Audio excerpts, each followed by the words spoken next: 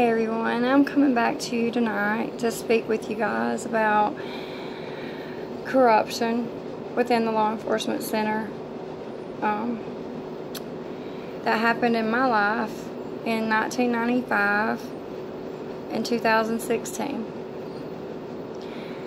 I had mentioned that I would come back and speak to everyone about the attempted murder of 1995 where I was shot. And I wasn't just shot, I was brutally beaten. And I was shot with a high-powered rifle. I was held against my will in a room. I was choked. I was beaten. I lost a fetus in utero. My femur bone, it was blown across the room. And my femoral artery was severed to where I was bleeding to death. I bled out possibly, I believe, up to 3 times, between the crime scene and the hospital.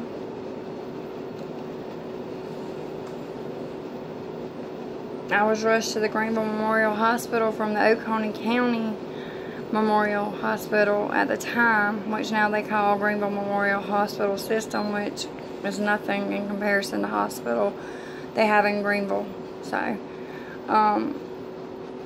the doctors, surgeons that night when I was brought into Greenville Memorial Hospital, I do want to give a shout out to Dr. Bill Childs at the Oconee Memorial Hospital for stabilizing me that night. I have much respect for Dr. Childs. But anyhow, I was rushed to Greenville Memorial Hospital, and the doctors there gave me a 0% chance to live to my parents, which my mom, that didn't go over too well with my mom. But anyhow, my dad, he prayed that the will of God be done. And I lived. Within a week's time, they started giving me a percentage to live. And basically each day that I lived, I got a little bit more of a percentage that I might live. Okay, I was in the critical care unit, and I cannot explain the excruciating physical pain that I endured once I was taken out of critical care and placed on a regular floor. Because by then, they were taking me down on the morphine slowly, so I wouldn't become addicted to the morphine. And in all honesty, it felt like I had no pain relief, even though I'm sure that they were giving me some. And it just didn't feel that way because, to wean off of something, you have to experience some pain. The story is that, okay, I'm brutally beaten. I'm shot. I'm dying. Okay, I'm rushed to the hospital, and the man that did brutally attack me and beat me and shot me, he went home with his family. This is not a normal situation. It's not a normal scenario for someone to brutally beat you, shoot you with a high-powered rifle, blow your femur across the room, and you lay bleeding to death in your own puddle of blood. Okay, the law enforcement center sent him home with his brother or his family members. Okay, I have made peace with this person that has harmed me like this, okay? But I'm trying to express the corruption of the law enforcement center when it came to a crime. I'm talking about attempted murder. I'm talking about a brutal shooting where a woman was beaten and she was shot and she almost died. Okay, this is how they handle it. They send him home with his family. He needs pampering, you know. I'm going to die at the hospital most likely. But he's going home because he's going home with his mommy and daddy, I guess. But anyway, I'm just speaking from what has happened. First off, we were the only 2 people in that room. In that home. When that happens and someone almost dies, someone goes to jail. Usually. But, you know. Anyhow. Second, this person had been committed to a psychiatric hospital. He was in a ward for about a week, not even a year prior to shooting me, due to threats that he was going to harm himself or he was going to harm other people. That was reason to take him to jail, if nothing more than to take him for a psychiatric evaluation. But nope. No. Of course not. He went home with his family. So in 1996, sometime after, you know, I had gotten out of the hospital and found a way to bring my body, you know, up to the law enforcement center to speak with the investigating officer. He tells me, I'm 19 years old, I've had my leg blown off, I'm walking on a grandma walker, and I asked him, you know, try to talk to him about the crime. About me being shot and nearly killed, and the statement that I remember staying with me since 1996, maybe around that time. It's been 23 years since I was shot. I have remembered this one statement from this investigating officer, and this is the only thing I remember him saying.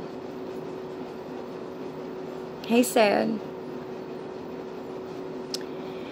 "You're going to need somebody to feel sorry for you to get a conviction." Wow, is all I can say. So anyhow, we need pity when we're beaten and we're shot and our leg is blown across the room and our bone is blown across the room and we bleed to death in our own puddle of blood. We lose a fetus and we almost lose our life. Okay, this is a crime. And no, I have found forgiveness for the man that shot me. It's nothing to do with whom done this. It's about the corruption at the Oconee Law Enforcement Center, where they do not protect victims of crime.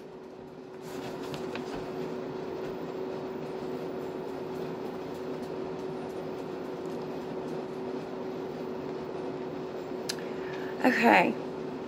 You hear victims' rights? I had none. Just like the current crime, I had none at all. And hold on one second.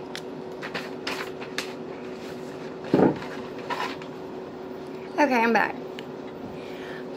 Excuse me. Yes. So I'm back, and I want to finish up expressing my feelings about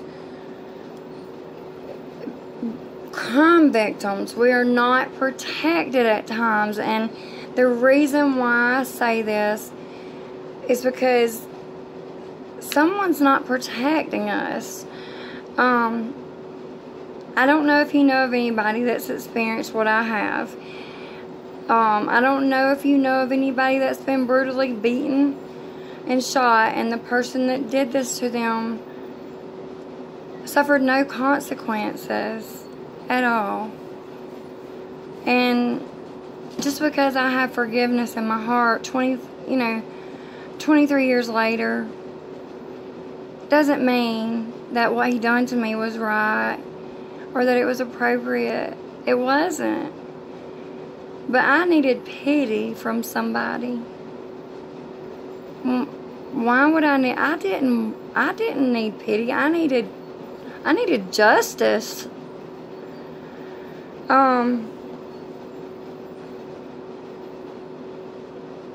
I was never treated like a victim. Never.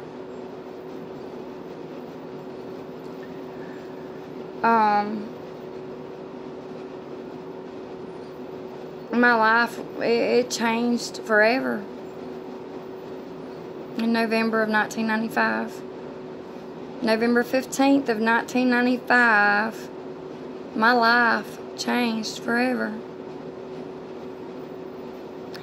I lost my leg. I lost near to all my leg, all my right leg. And I had to learn, I had to accept the loss of my leg. And yes, that took about 10 years. I know there was times I did not want to live on during those first 10 years.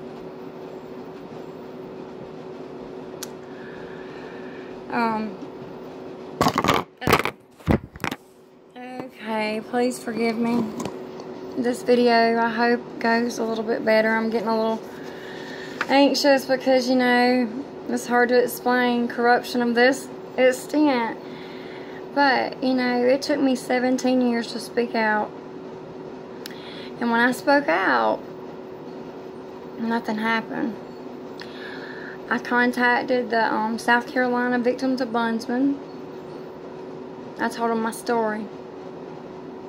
I told them what the investigating officer had told to me just after having my leg blown off my body. Just after being beaten near to death. Barely coming out of a hospital. So basically, the investigating officer decided that I needed pity to get justice and a brutality. And nearly a fatality. Wow. So, I've often wondered, had he endured such a brutality, would he need just pity? Or would he need justice?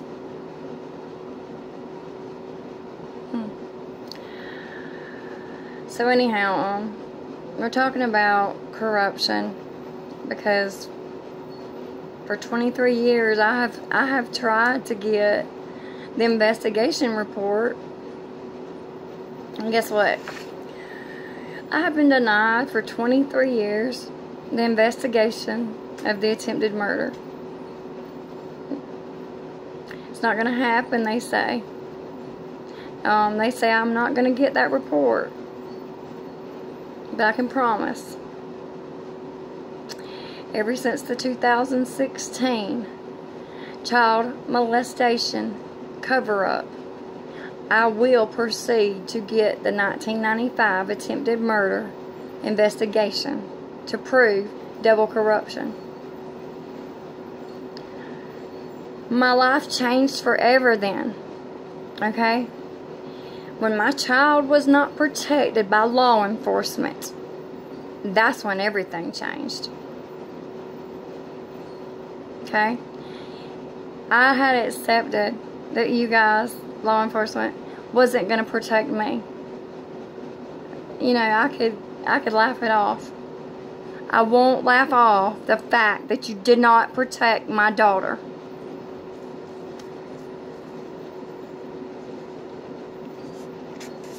So in 2016, I report criminal sexual conduct first degree that my 3-year-old told me about. She told her siblings about, which are 2 were adults, 1 was a minor, and one person was a family member that is a close family member of ours. He's a family member and he's a friend of the family. He's the father of my grandson. So anyhow, I asked one of the investigating officers about, had the accused been questioned? And his response to me was, he can come up here and talk to us if he wants to. How many times does a person get accused of criminal sexual conduct, first degree, against a 3-year-old, and it's up to the accused if they want to come up there and talk to the police? It don't work that way.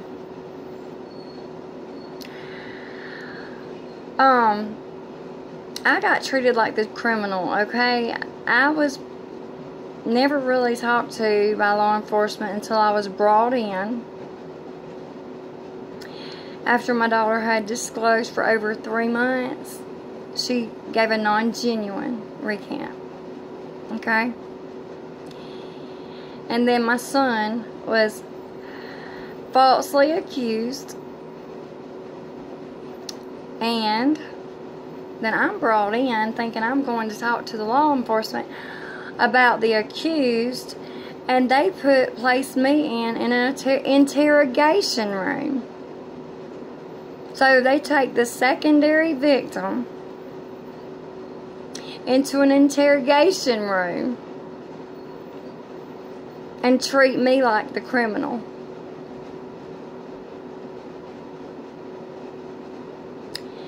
And after they lied to my face and said my son failed a polygraph, they asked me if I would take a polygraph, and I said I will, with a lawyer here.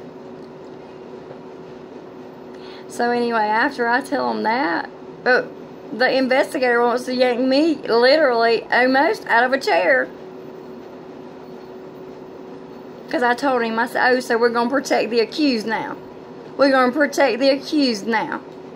Well, that kind of angered him just a little bit, because he knew I was on to what he was doing.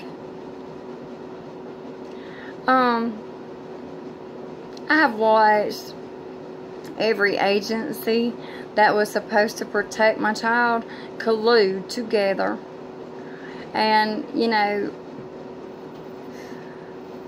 it's just really disturbing when, you know, I have a minimal disclosure given to me by my child, and then my daughter goes into counseling and discloses 3 different objects used to molest her.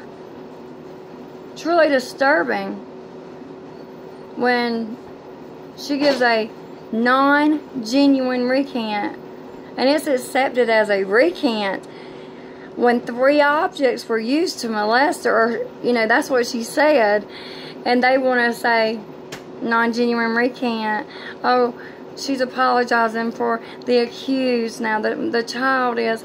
So it's a recant. No, it wasn't a recant. My child had lived it and relived it for 3 months. Over 3 months. She was sick of talking about it. She was sick of reliving it.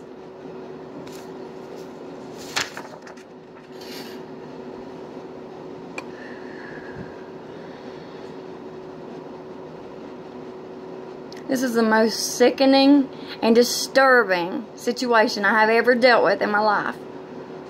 In 1995, getting my leg blowed off of my body was not as painful as what has happened with my daughter.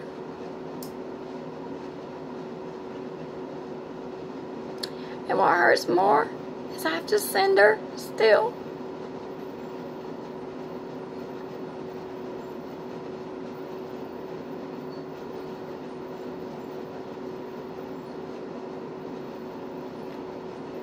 I can't even protect my own daughter.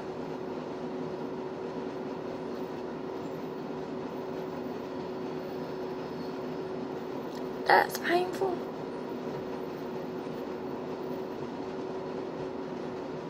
That's very painful. I have seen no proper forensic.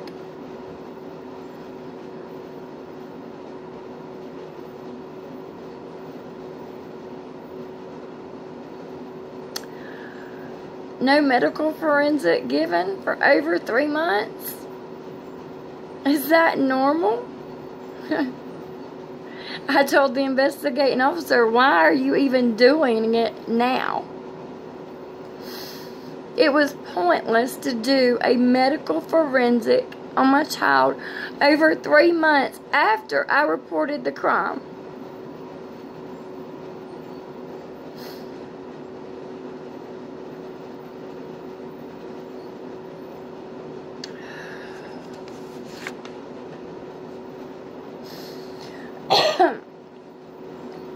I have a big question. And I need some answers if anybody knows this answer. Okay, my daughter disclosed, you know, she was 3 years old. She disclosed this for over 3 months. She only tells me a minimal amount because, you know, I don't know how to say, baby, you know, what did he do or what happened, you know, because I didn't understand. I understood something happened. I didn't understand how to ask her what he did.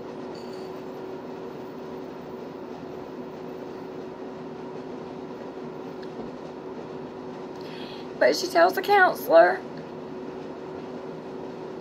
he used 3 different objects, including his penis.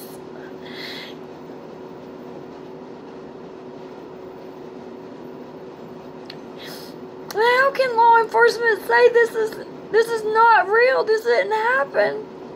How can they close a case on a non-genuine recant from a 3-year-old that had said it for over 3 months?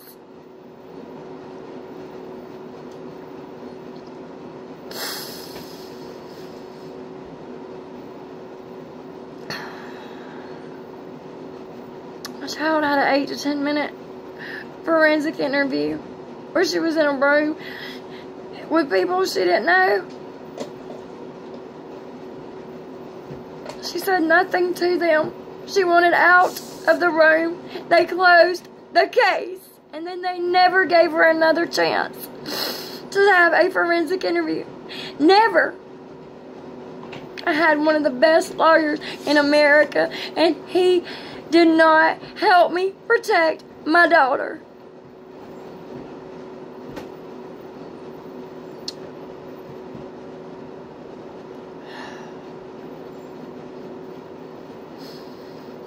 So they bring in false allegations against my son after over 3 months of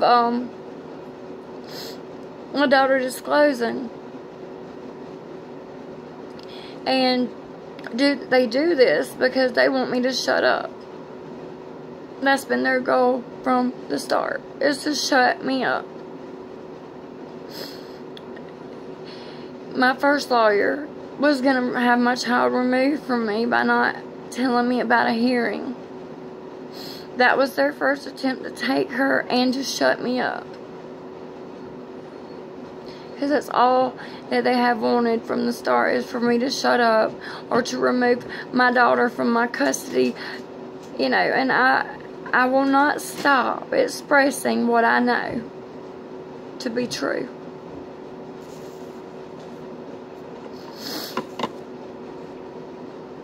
I was told that DSS did separate investigations than the law enforcement, but the thing is, they never did anything. Whatever law enforcement did, and they followed lead from that.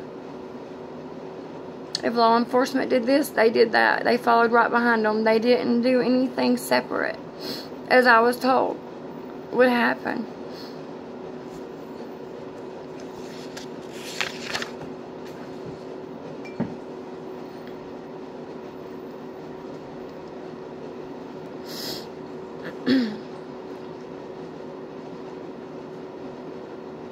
Basically, at the end, my lawyer basically told me I had to be quiet. I had to shut my mouth from that day forward.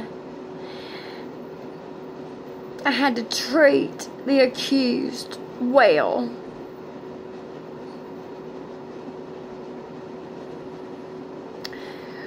No, I don't treat him well. But I don't tell my daughter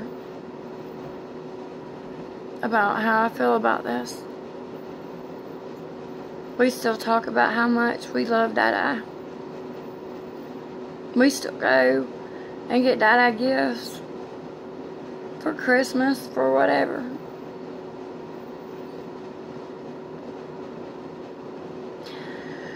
But the reality of it is, since he's had unsupervised visits, and he has had time to convince her for his well-being, that she should lie or say that she lied. Sorry that she lied. He's now put her in a position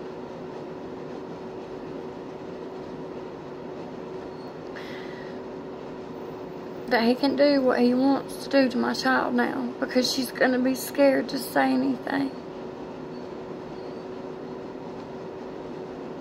There won't be no protection.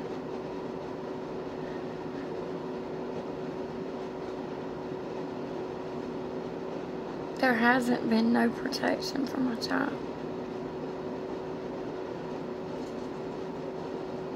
And the sad thing is, he knew that. He knew that from the start. He knew when the report was made and he said money would win.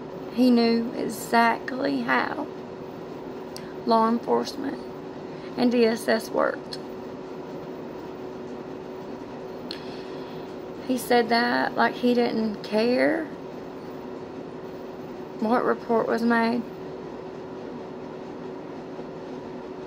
because he was protected with money.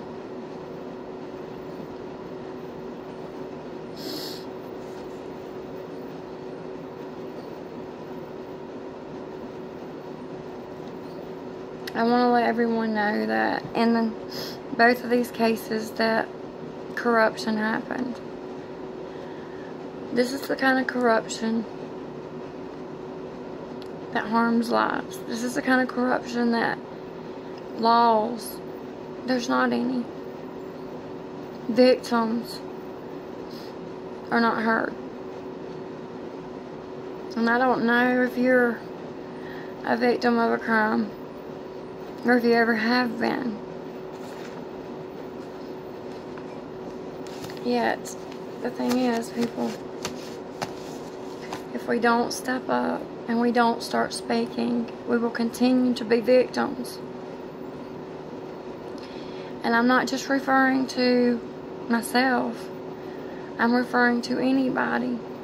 I'm referring to even people accused of crimes that didn't commit the crime.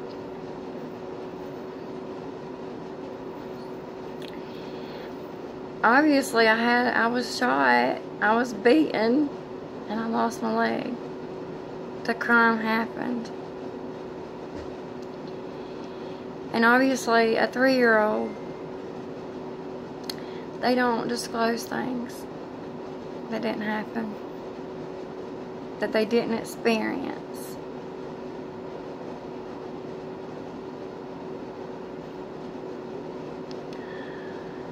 I hope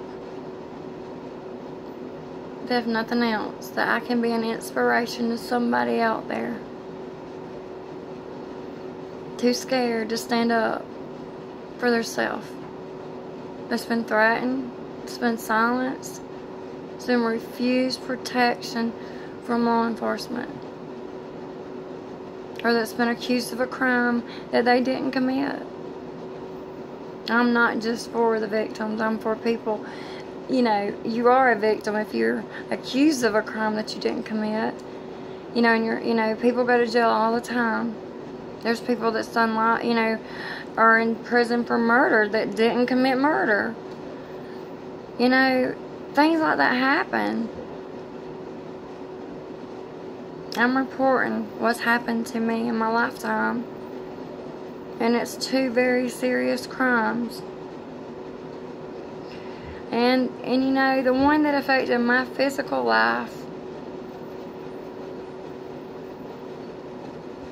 I could have let it go. Not let it go, but, you know, realize that nothing's going to be done. Because the investigating officer said it wouldn't be done. Because he had reasons to not do anything to protect me.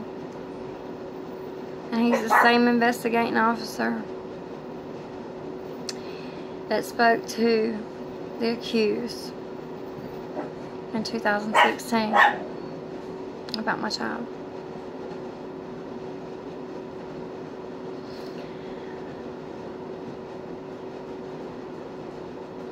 I'm gonna close now. I